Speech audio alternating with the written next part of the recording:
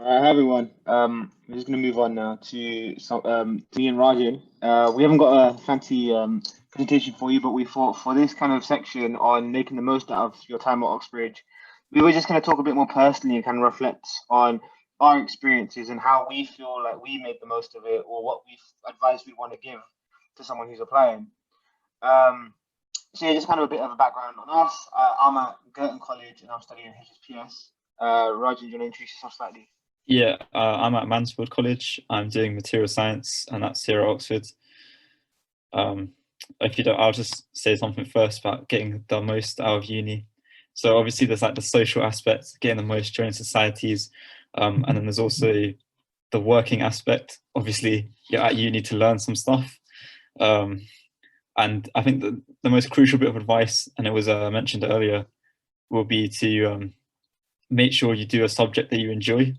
Because obviously, if you just say, "Oh, I'm just going to do maths because I'm good at maths," but you just hate it, you're not going to enjoy that, and you won't be able to work as hard as you would if you do something that you would enjoy. Uh, do you agree with that? No, Yeah. 100%. Like, I think one thing to understand is like you'll be taught here by world leaders, and we keep saying that over and over again. But when it only really rang true for me, sort of this year, when I took a paper in the classics department, and I was taught by Mary Beard. If you know her, she's an incredibly famous historian, and you have that legacy of people, and they will teach you. As in, they won't expect you to know everything they know, of course, but they'll be giving you lectures. They'll be sitting with you in supervisions, talking you through your work, and it's kind of that kind of engagement which is phenomenal. You are going to be around people who spend their whole lives dedicated to something, and they have that passionate.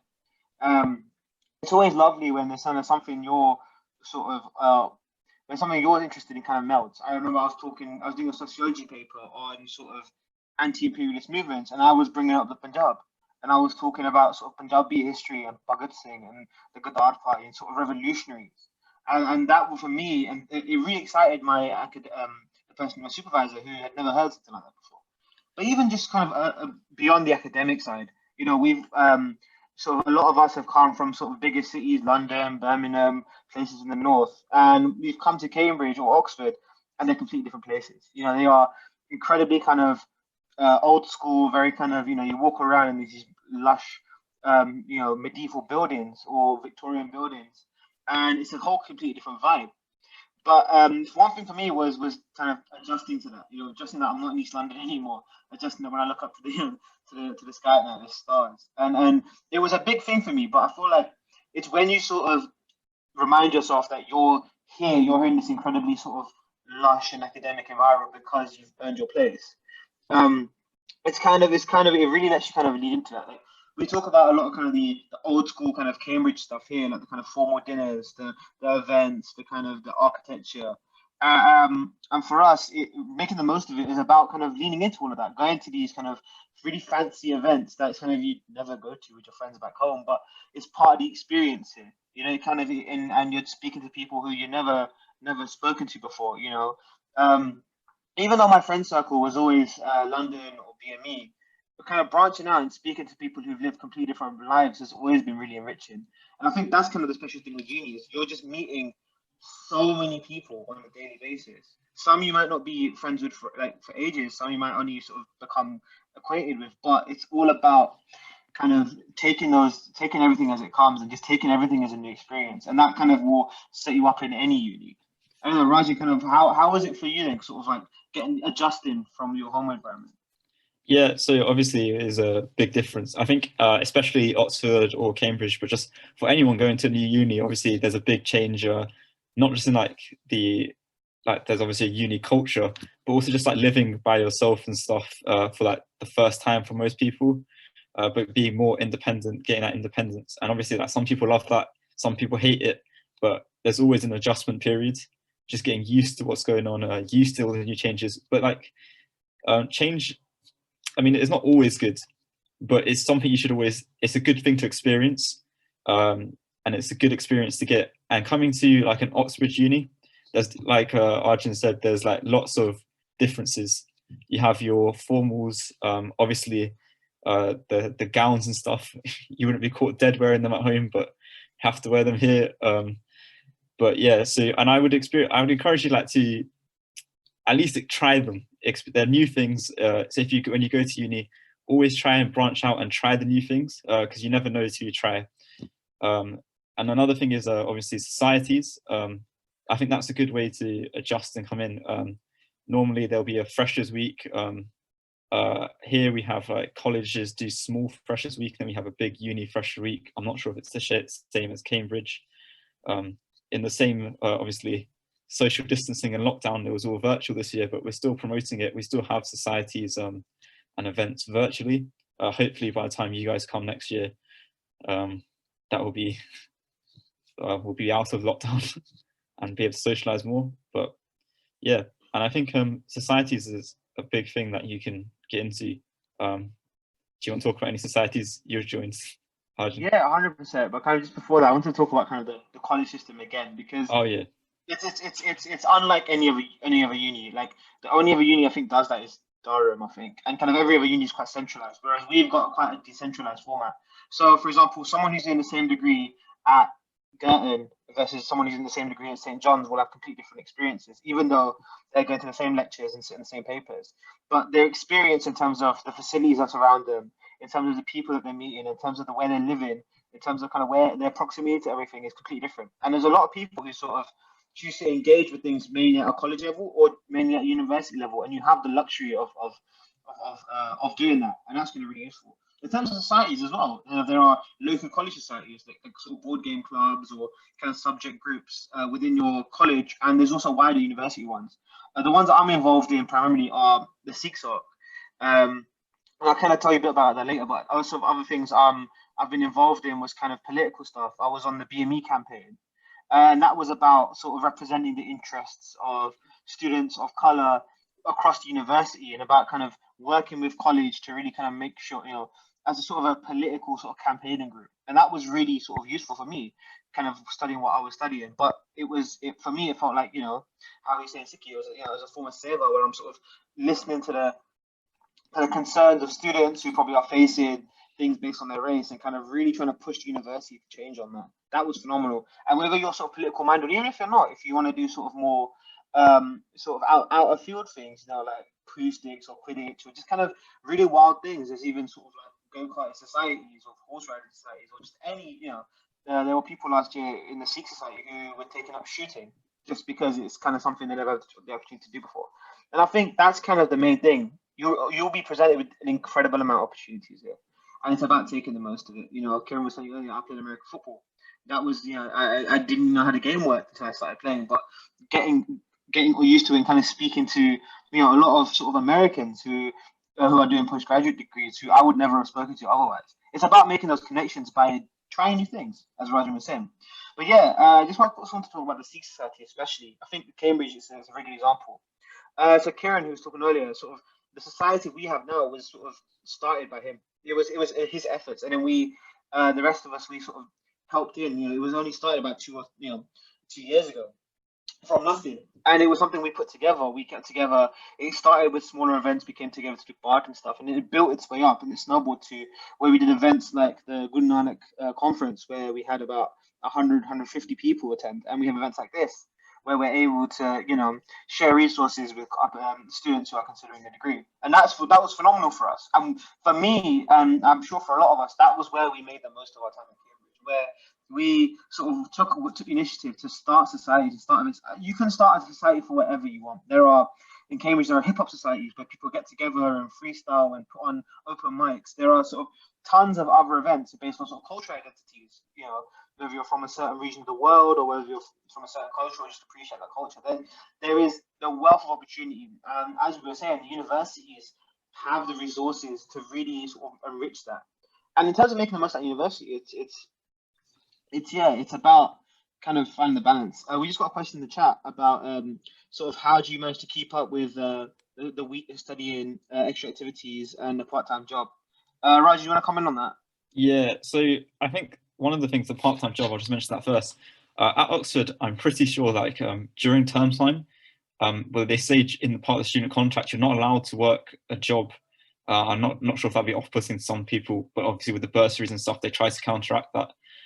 But just because of how much work you have They do say you can't have a part. I know some people do tutoring and stuff on the side, but if you have like a long, if you're doing like 16-hour weeks in retail or something, I think that'd be quite hard to maintain.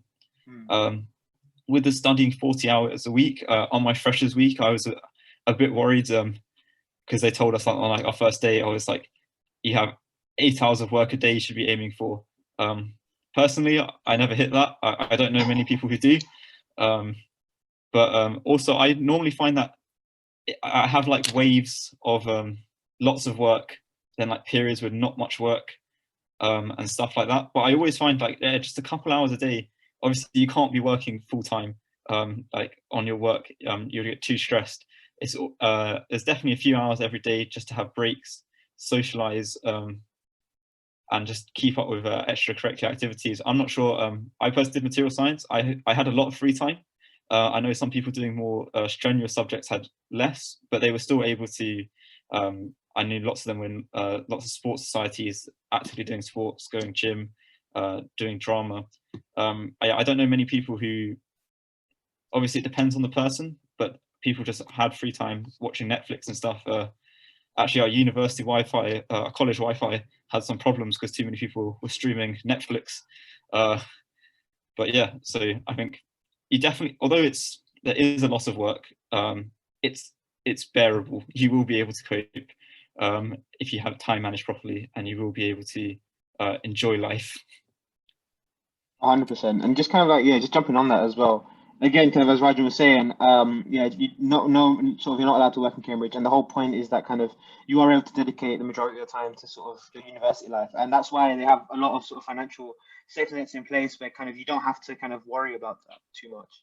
But also kind of about managing things. One thing I've always said when I've reflected on my sort of Cambridge experience is, in terms of the academics, it's not something that's out of their own possibility. It's something that we could all, it's we wouldn't be here if it's not something we couldn't handle. Same with the extracurricular stuff. They're lovely and they're really kind of really engaging and enriching. But the real difficulty in Cambridge, when they change the intensity, isn't necessarily just about the workload in and of itself. It's about being able to balance that and have a really healthy social life. I'm probably not the best example. In my first year, I prioritized a lot of the kind of social sides. I was, at a lot of formals. I was out with a lot of people. And so in second year, the script completely flipped, where I almost became a shut-in, really. And for me, I was learning sort of how to figure out the balance.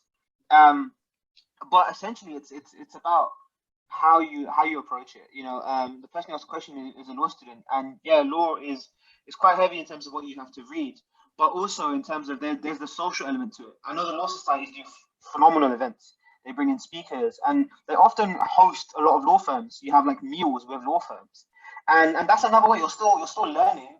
You're still sort of engaging with your field, but in a very kind of social way. But in terms of sports and everything as well, it all fits around. It really does. And you also kind of get periods where you don't have as much work on, where you sort of are out a bit more. I'm not sure if it's similar in Oxford, where like kind of just the way your supervisions are, you're working sort of towards a deadline that's sort of in a week's time, like almost always, and it's all about how you structure it around it. So I know it's quite a long answer, and I wish I had to kind of simple kind of step by step, but as you're approaching your A levels, you're finding out how you work, but you won't be doing sort of the same same hours you do in the sixth form. You would be kind of picking it up as you go, and that kind of is about, you're in your room, you have the facilities around you. It's all about how you engage with it. Other than your lectures and your supervisions, the rest of the time is yours to make of it. Whether you want to spend the whole day reading, whether you want to spend one day sort of doing events and then the next day kind of getting back to your work. It's very kind of dependent on what you want to get into and how your course is structured. But everything is manageable. And it's never too strenuous, and and there's always ways to combine it as well. Yeah, I think so. I think just as a last point to that question, it's a very individual thing, how people react when they come to uni. So it's quite hard to give a broad answer. But if you are struggling with time, I'd recommend just talk to the tutors. They can be really helpful. If you're really struggling, if you can't meet a deadline, they're normally really accommodating and they're really understanding.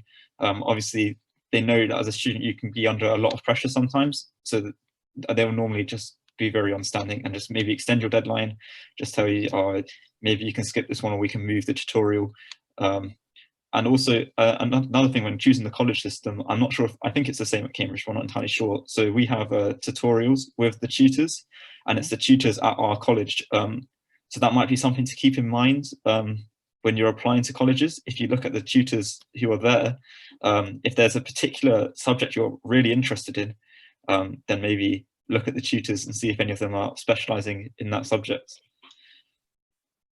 Yeah, 100%. And just kind of building on that as well, like, yeah, the whole point about kind of we call them supervisors, you guys call them tutors.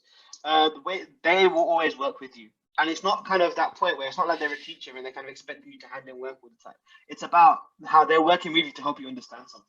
So say if there is a week where you're struggling or there's a lot on, yeah, for example, they will always kind of extend you with that, or they'll be like sort of hand in the notes, or just come anyway and let's have a chat. Because the main thing about the supervision or tutorial structure is about having that one-on-one time or that kind of small group time with a senior academic. It's not necessarily about consistently getting good marks in throughout the year. It's about having these conversations and really kind of discussing the ideas and getting feedback, and that's the most important bit.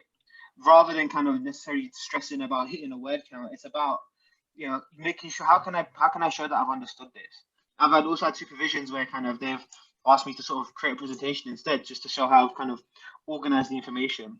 I can speak from a sort of humanities side to it, but yeah, it's less about kind of if you can just give about 2,000 words every week. It's more about, are you able to? How can you show that you've read this properly, or kind of you've been able to interpret it properly, or you have a perspective, and you'll speak to your academic, and they'll give you feedback. They'll kind of recommend you new things to read. They'll kind of ask you questions about what you've read already, and I feel like that's the important thing, and that's where the learning happens. It's about having the conversation rather than necessarily having to stress about cranking out essays all the time, which it can often come across like that. But yeah, just kind of the counterpoint is it's really about having those conversations with those academics, and they will work with you rather than against you. Yeah, the tutors aren't out here trying to like punish you for late work. They're trying to help you learn. So they'll try and do their best to support you with that. Going back to what Arjun said like a while ago now about the law societies, obviously putting on events. So there'll be societies for like every subject basically, and they will run their own events. Some societies are bigger than others, obviously depending on how many people are in the year. But at most universities, you'll find them putting on events with companies that will employ that type. So law firms for law, example, engineering firms for engineering. So just trying to get some future careers ready for you. And I think a lot of societies do that, but also there's a lot of things you can do at uni to strengthen your application. So there's often like careers fairs and stuff at Oxford and Cambridge where you can go to looking at future prospects. As we saw in the last presentation for that history, lots of people went into lots of different careers off their degree. So just because you choose a degree, you're not necessarily set. So I recommend using uni as a time as well to look around at future careers. Obviously applying to summer internships and placements, and there's a lot of economic students here. So spring weeks is something that's that should be interesting for you. I think there's also quite a lot of year 12 programs as well for those sort of firms. So maybe look into that now if that's something you're interested in. Yeah, so job prospects is obviously something that you can consider when applying to a university course. But unless you're looking for something very specific, I would recommend just going for the degree that you find most interesting rather than the job prospects of that degree. Unless there's something you really, really want to do. Like if you want to do medicine, I wouldn't recommend you study English. Just do medicine. No, 100%. And yeah, we've got about sort of a couple minutes left until kind of we break for lunch. So please keep sending more questions you have, especially about getting the most out of Oxbridge. But also, like, I wanted to also say about kind of moving to getting the most out of your application as well, of getting your most out of time in sixth form to really kind of make a strong application is as Matt and Dr. Rangwala were saying was just taking an interest. My personal statement, for example, was very kind of politics focused because that's what I wanted to study. But in it, I mentioned sort of books I read and history events I attended to, and exhibitions I went to see. And that kind of extracurricular stuff is really important as well, and things you're sort of interested in. That stuff is also just as important as getting, you know, what's A-stars or whatever. Those things are just as important. And if there's something you're interested in, or if there's a section of the news you watch or a hobby you have, those things are just as important and never sort of overlook them. You know, and if there's things you're interested in or things you want to talk about that are outside of what you study, they are also really, really good to invest in. And that's a good time to really kind of attend these kind of events, attend panels and talks, and especially now because of COVID, everything's online. It's really easy to sort of jump into an event over Zoom, where you wouldn't have to travel to, say, central London or something. It's really, really useful like that, and that kind of interest will carry forward when you get to Cambridge, where there'll be a lot, or Oxford, where there'll be a lot of similar events, kind of probably in a lot greater depth, where you can kind of build those interests even further. Yeah, and it's phenomenal. So yeah, that's kind of my main advice right now for what you guys could do is find out what you like, and it doesn't have to be something you're studying. It can be something around it. It could be something related. It could be something completely different. But it's all useful because it's about showing your interest and your engagement in learning something new. Yeah, I'm just gonna send something in the chat. That's just a list. It's got all like the registered clubs at Oxford, just in case anyone wants to have a look through that. There's a lot, so I'm assuming there's one for Cambridge somewhere. It won't be hard to find. But yeah, if you... I'll drop in the society, the Cambridge equivalent as well. Yeah, so obviously, if there is anything you're interested in, there will probably be a club. It might not be registered here. It might be a small club. You might be able to find their Facebook page. And if there's not, you can always start a club, uni-wide or college. It's not that hard. And I think this also just shows by how many clubs there are that it's not just work at Oxford and Cambridge. You do get an outside life, and you can pursue lots of different things. And just looking at the list, it's a lot bigger than what you have at your school or college that you're at now. And another thing to know is like going to uni is you're going into a much bigger year group. It's a big change. It's going from like 100 or something in your year group to like thousands. The college system kind of negates that a bit because you're in a smaller cohort, but there's so many people to talk to and so many things to do. So I would recommend just getting out and trying everything. If there's something that you like, think, oh, that might be fun. If you have time, just go for it. See if it's fun. Just try everything you can, effectively. 100%. And yeah, just kind of to finish as well. One thing I was kind of reflecting over about making most of the time at Cambridge is about kind of the adjustment. Kind of we're going to come from places that aren't necessarily like Oxford and Cambridge, but one thing kind of for me was I was worried about moving out because I would be away from London. I'd be sort of in a different place, but kind of for me, London is only an hour away by train, and that's like you aren't necessarily too far from anything when you're here, and that's kind of it shouldn't be something that necessarily puts you off in terms of, you know, Cambridge and Oxford being in the middle of nowhere. Like there are worse unis to be at, Warwick, in terms of placement in the world, in the country. And so kind of that is something really also you can take in mind that, you know, even between Oxford and Cambridge, there's a coach that sort of goes between the two, which I've taken a few times, and it's not the best trip, but it's you're connected. And that's one thing about kind of moving here. You don't want to, it's sometimes it is nice to have that kind of smaller town feel and feel like kind of you're away from the hustle and bustle. But also keep in mind you are still connected to sort of everything. You're not necessarily moving. You might be moving away, but you're not disconnected from all of that. Especially now in times of COVID, where most things are online, it's even less so. But that was something that kind of it took me a while to used to. But that really helped me make the most of my time in Cambridge, funnily enough. But knowing that I am not too far from London, and that kind of I still can turn to events and stuff back home, or even just kind of if I want to bring up speakers from London and stuff, that was always a possibility. Or have my friends around. That was kind of always something that was helping. It helped me to adjust as well.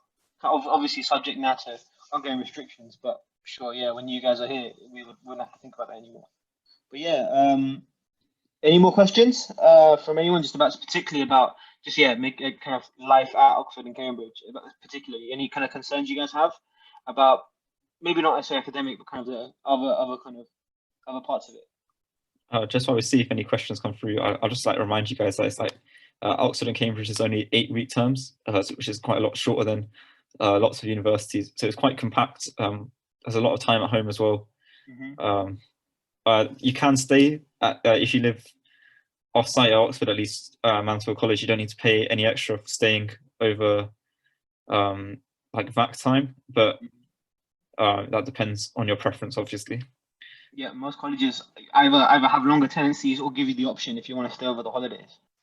You know, and yeah, but otherwise it is kind of 2 months work, 1 month off, and that is even though those 2 months can be quite there can be a lot on. It's you do also get kind of longer breaks.